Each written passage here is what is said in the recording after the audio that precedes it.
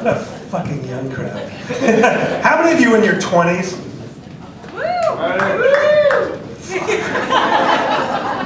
How many of you in your 30s?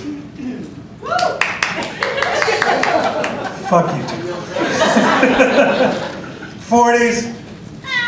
Okay. See, that's when you stop admitting.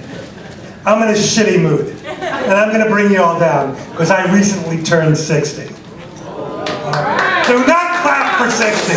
60 sucks in ways that 99% of you can't begin to imagine. I got you beat. No, it doesn't. You look like the one in the commercial. You know that commercial with that silver-haired couple, and they're holding hands, and they're playing tennis, and they're giving each other that look? It's bullshit. This is what 60 looks like, and this isn't pretty. Now, when I look in the mirror, all I see is gray. And I have a very, very supportive wife. And she says, but John, it makes you look so distinguished. Fuck yeah, it distinguishes me from people who are a hell of a lot younger than I am.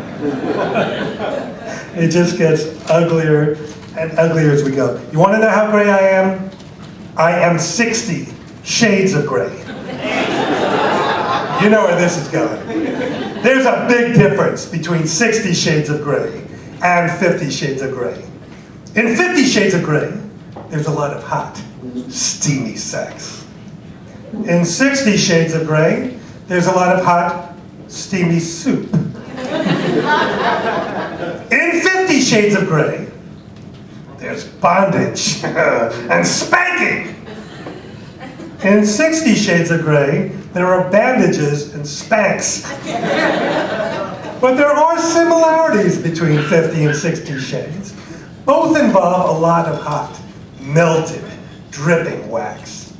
In 50 Shades of Grey, that wax is dripped sensually on her breasts, on her stomach, on her loins. In 60 Shades of Grey, that hot, dripping wax is applied painfully to her chin, her upper lip, and her sideburns. I never said I wasn't an asshole.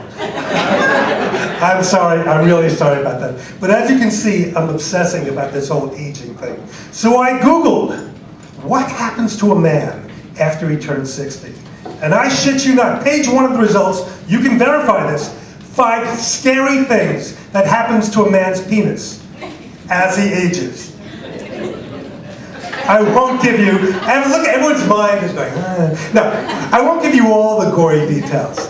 1, due to calcification, other bad things, it shrinks. 2, it gets less sensitive. I call that post-mature ejaculation.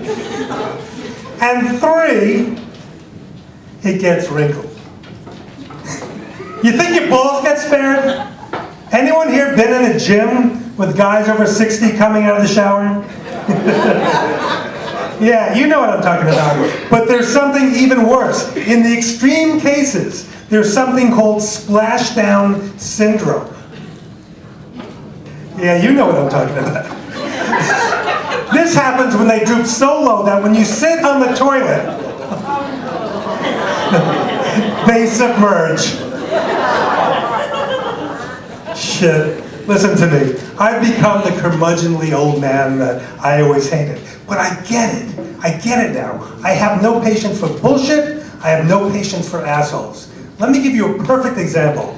I never say thank you anymore, because thank you is meaningless. Someone holds a door open, they're opening it for themselves. Hold it for a millisecond. You go through thank you. You go to a bar, get a drink. You wait 20 minutes. Doesn't matter how long. When it finally comes, we say thank you. This is bullshit. People are doing what they're supposed to be doing. Now, my radical proposition is to replace all the thank yous with fuck yous. Fuck you is going to change the world. The guy who doesn't hold the door open, fuck you. The asshole on the street with the phone who's blocking your way, doing the whatever game, fuck you. Anyone from Iowa here?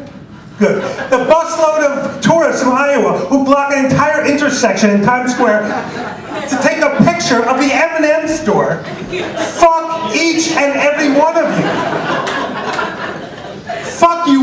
change the world. Fuck you will. Because all these assholes who've been getting away for it forever. Fuck you! It's an eye-opener. The 10th time that same person hears, fuck you, it's an epiphany.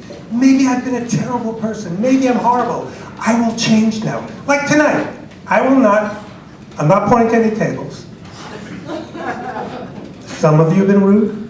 Some of you have been talking among your friends. Fuck you! But for the rest of you who've been laughing and having a good time, paying attention and enjoying, thank you for being such a great fucking crowd.